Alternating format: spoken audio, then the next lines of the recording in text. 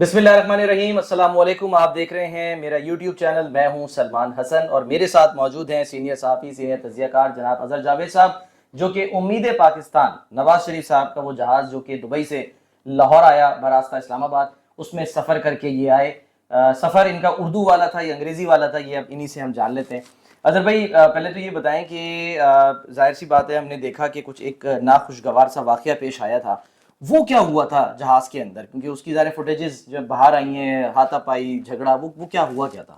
देखिए जी, हुआ ये था कि मियां नवाज शरीफ बैठे हुए थे बिजनेस क्लास में और सीट नंबर 1 पे, और वहाँ जहाज में जितने भी दोस्त थे, सहाफ़ी दोस्त, वो हर एक की कोशिश थी कि वो उनसे इंटरेक्शन कर सके, उनसे बात कर सके। इसी तरह मुस्लिम लीग नून के कारकुनान भी चाहते थे कि उनसे कम से कम एक तस्वीर ही खींच ली जाए। तो हालांकि मिल के तो आ रहे थे वहाँ दुबई में, सब वहाँ से आए हैं। नहीं, मिल नहीं सके ना।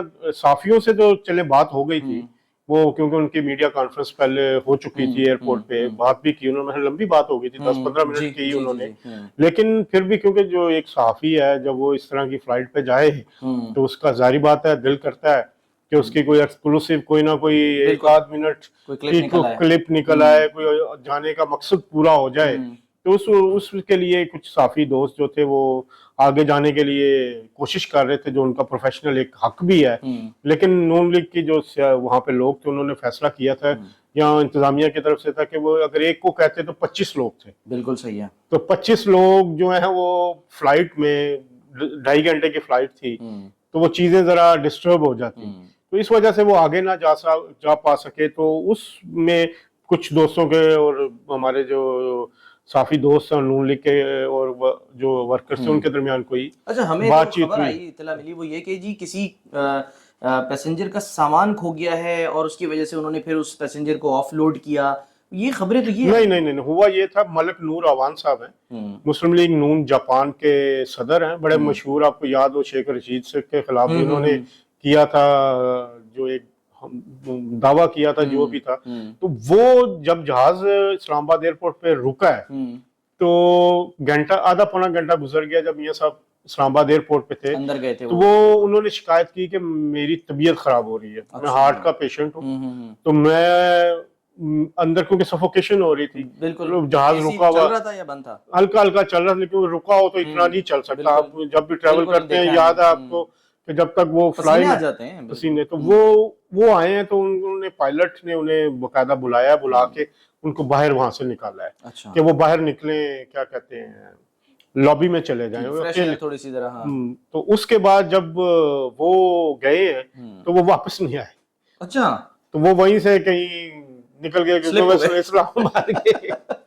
इस्लामाबाद के वो रहायशी थे। अच्छा। तो वो या तबीयत ज्यादा खराब हुई होगी, जो भी है, तो वो निकल गए। तो बाद में उनका सामान जो हैंड कैरी था वो उधर रह गया। जब जहाज चलने लगता है तो आपको पता है कि उनका प्रोटोकॉल है, वो मुसाफिर गिनते हैं।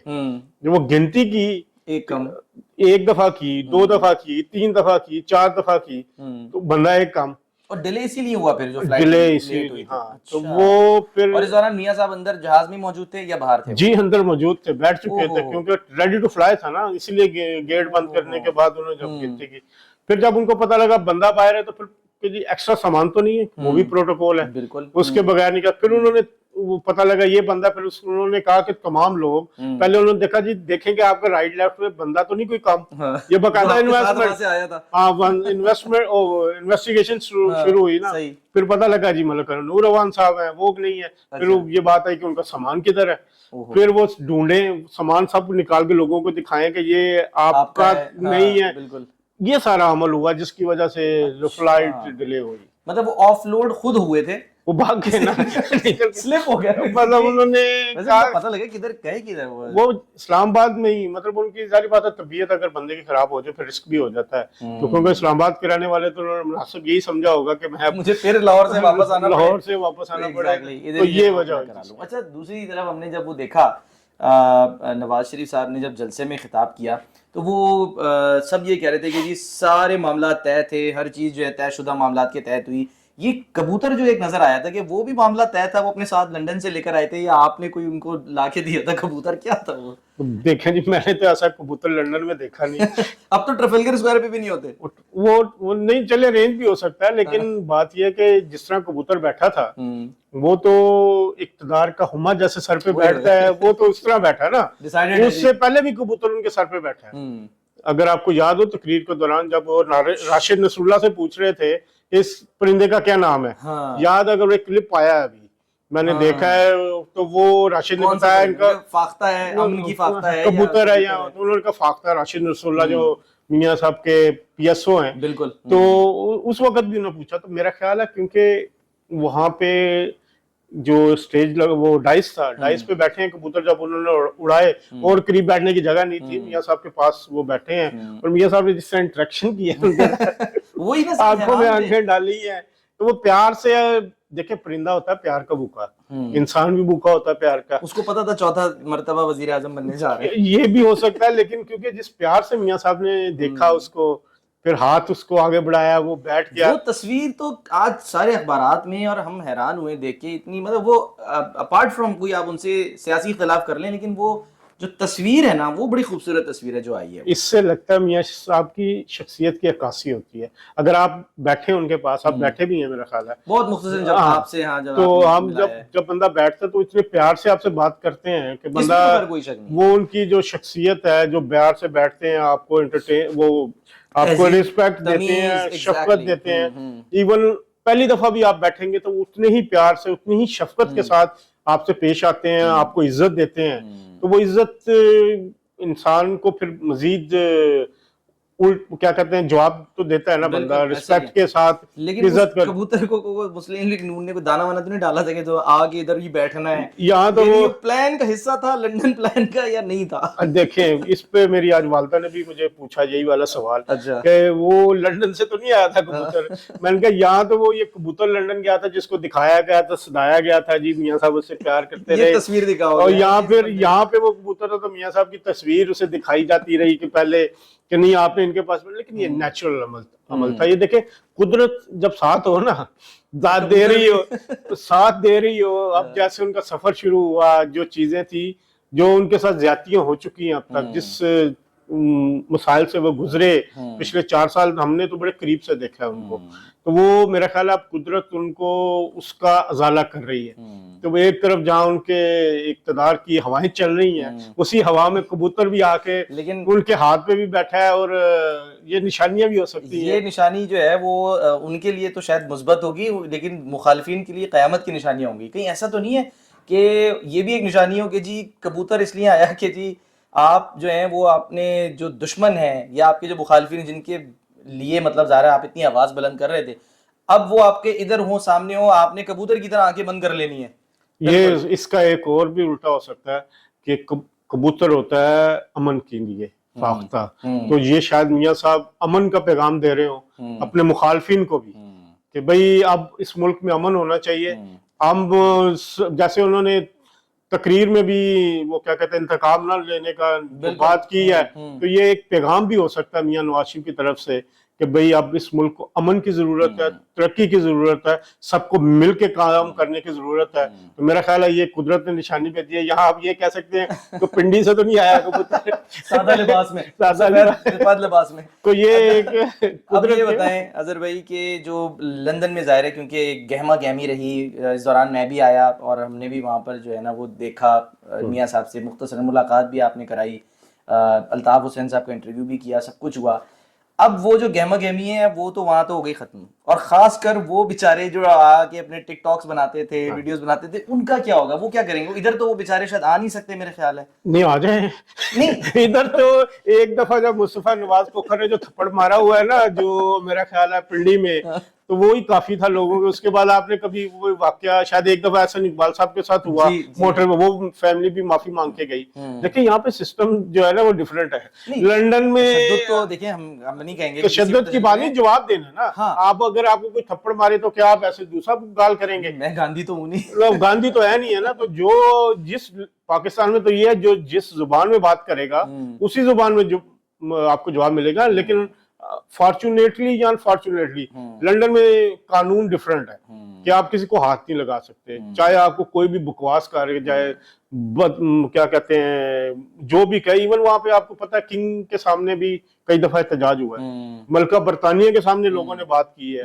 और मेरी एक दफा हुकूमत बरतानिया के एक बड़े अहम वजीर से बात हो रही थी इसी मौजू पे, कहता यार हम क्या करें, हमारे खिलाफ भी तो होता है ना, हमारे खिलाफ लोग करते हैं, कहते हैं हम इस पर हाथ नहीं लगाना, जुबान से एहतजाज का हक है वहां पे, आप कहीं भी खड़े हो जाएं अपने जाज। उन लोगों की दुकान तो बंद हो गई ना, दुकान बंद होगी। देखें बहुत एक अनफॉर्चुनेटली हमारा जो चेहरा है कितना मस्क होके पेश हुआ है, ऐसे ही है हमारा ओवरसीज पाकिस्तानी को, वो रिप्रेजेंट नहीं करते ओवरसीज पाकिस्तानी को, वो चंद 8-10 लोग हैं जो वो करते रहे और उनके जो मकासद थे, मैं अब उनके खिलाफ इसलिए नहीं बात करना चाहता कि माजी का एक किस्सा हो गया जो उन्होंने किया, वो जारी बात आपको भी पता किस लिए किया, वो उनका एक फेल था। लेकिन अब मियां साहब नहीं है तो वो चीजें तो आपको लगता है कि वो भी एक हमारे एक माशरे की कह लें कि एक बाय प्रोडक्ट है, बैड प्रोडक्ट है, कि जिस तरह से तरबियत दी गई है, जो तरगीब दी गई जिन बातों की, वो भटके हुए लोग हैं, हम ये कह सकते हैं। मुआशरे की नहीं है, देखें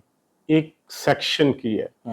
गुज़िश्ता 10 साल में हमारे मुआशरे के साथ जो हुआ है, आप 10 साल में जो पोस्टें आपको सुबह सुबह शेयर की जाती थी, वो फलां चोर है, उसकी इंडिया में फैक्ट्रियां, वो फलां चोर है, उसकी वो सिंध से घर से भरे हुए बक्से निकले हैं, वो फलां चोर है, वो जहाज में लेके, मतलब वो एक झूठे इल्जामात, अनफाउंडेड इल्जामात जिनका कोई बेसिक नहीं होता, झूठ बोल बोल के अब एक 15 साल का बच्चा जो 10 साल से सुनता आ रहा है, वो सुबह सुबह उसको गलत प्रोपेगेंडा कर रहे हैं। वो जो एक लड़का है शायान नामी, उसके खिलाफ कभी कोई हुसैन नवाज साहब ने या नवाज शरीफ साहब ने, ज़ाहिर वहाँ बड़े मतलब उनकी वो है स्ट्रॉन्ग जिसे कहना चाहिए कि एक उनकी पोजीशन है, कोई लीगल एक्शन क्यों नहीं लिया कि भाई ये क्या है, सुबह सुबह यहाँ मेला लगाने आ जाता है और इस तरह से हमें तंग करता है?